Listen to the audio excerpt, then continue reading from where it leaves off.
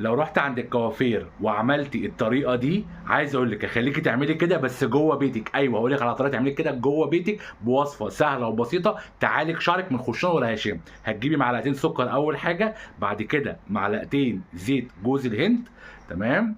بعد كده هنضيف معلقتين شامبو بس يكون شامبو طبيعي، تمام. بعد كده هنخلط الخلطه كلها مع بعض.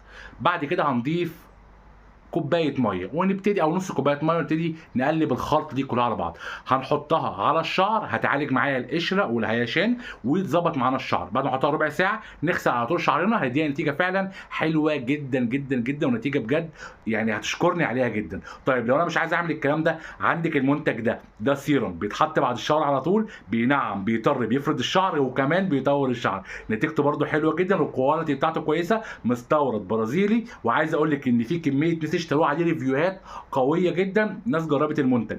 منتج كويس فعلا بيطول الشعر وكمان بيعالج التساقط. لو حابه تطلبيه هسيب لك اللينك تحت، ولو حابه تجربيه منتج فعلا تحفه. عندك بقى الطريقتين، يا اما الوصفه يا اما المنتج، شوف انت حابه تجربيه ايه.